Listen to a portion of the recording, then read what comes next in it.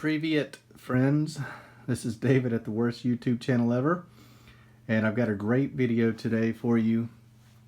For the longest time, you guys know that I have been looking for odd brands, cars from different countries all around the world.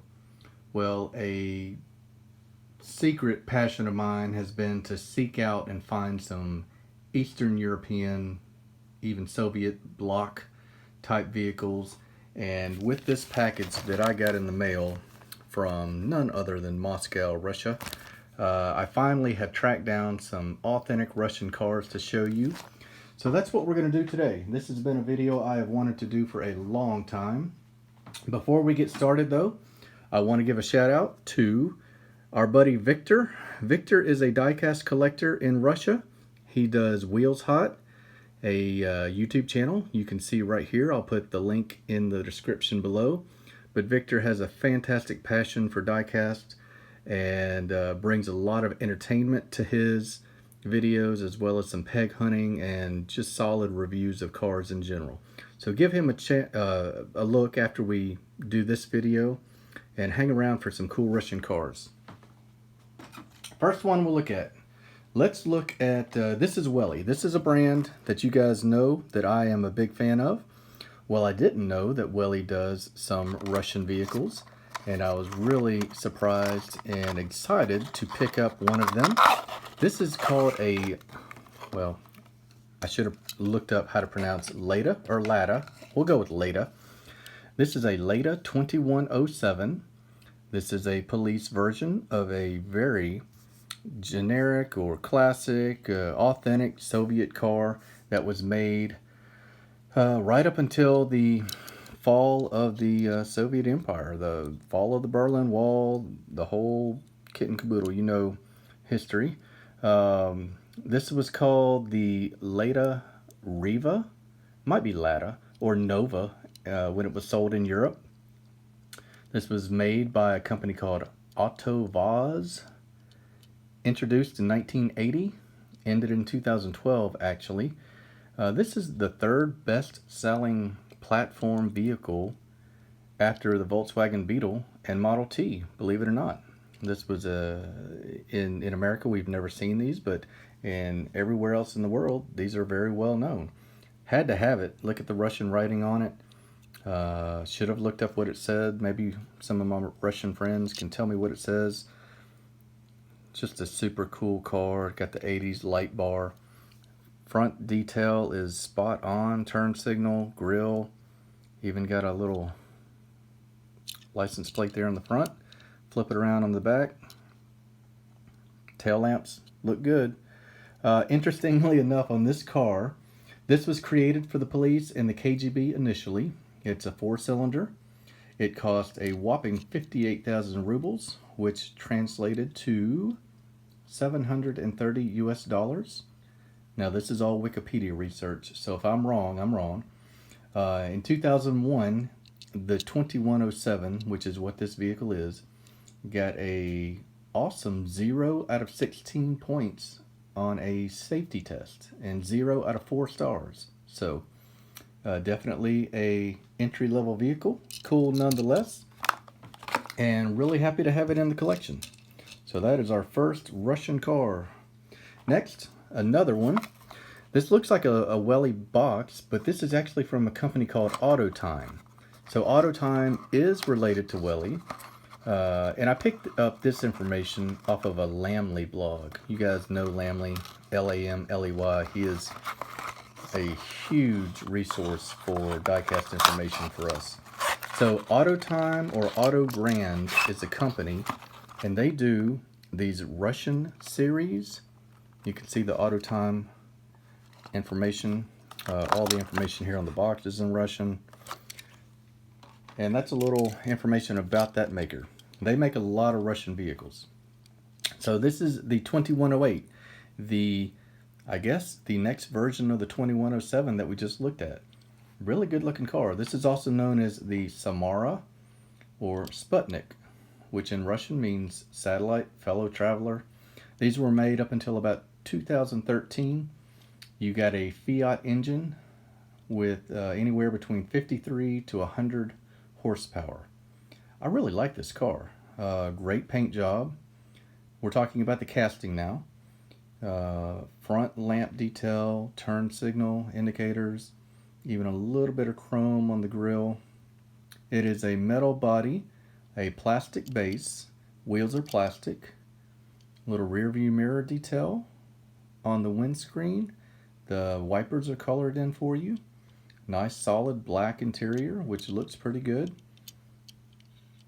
This is it's a good looking vehicle. Autotime is the name of that maker. We'll just put these over here so we remember who's who.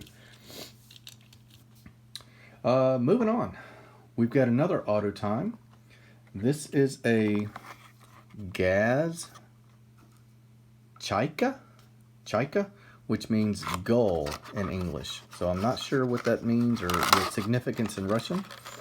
But this was a vehicle that you could probably tell was for the heads of state, the dignitaries that I guess rode to and from the Kremlin, Red Square, that whole area. Debuted in 1958, had a big old V8 engine. Fidel Castro and Khrushchev both drove a Chaika. I don't know how to say it, but it's a really cool car. You can tell with the fins that it was inspired maybe by another American car, which looks somewhat familiar. You tell me what you think. There's a lot of similarities to the Bel Air. Both of them have the fins, both of them have the chrome all over the place. Whatever, still a cool car. Good on them for making a nice sedan or luxury sedan for their dignitaries to ride around in. Even just a hint of the Chevy logo on there. But that is the Chaika. So we'll move on. Next one I've got for us today. This is from the same company, GAZ. This is called a Volga or Volga. This version right here happens to be the 2410. So the Volga was quoted as being the Eastern Bloc's largest family car. It got up to 100 horsepower. Top speed was 100 miles an hour. No, I'm sorry, 91 miles per hour. You did get 31 miles to the gallon. It blistered the 0 to 60 time at 19 seconds. And these were made from 1985 to 1991. Now this vehicle, this diecast model, has a metal body, plastic base. This is from a company called Grell. I had never heard of Grell, so I looked them up. Grell is not a diecast company at all. Grell is a marketing company out of Germany that makes promotional vehicles, among other things. But they make a lot of East German pre-unification, like DDR vehicles. And for me, kind of an odd vehicle junkie, to have an Eastern European pre-fall of the Berlin Wall era diecast company resource is pretty exciting. I'll be checking out more into Grell, and I'll show you what they specialize in. Here's the same car, but this is how they market the vehicles. This is an example of a, what do they call it? Volkspolizei, the National Police Force in East Germany before the wall fell.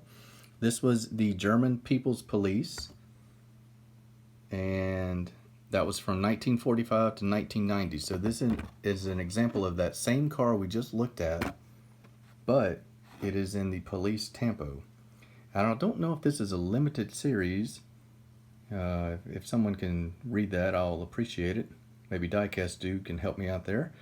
Does this mean there were only 1,600 of these made? I didn't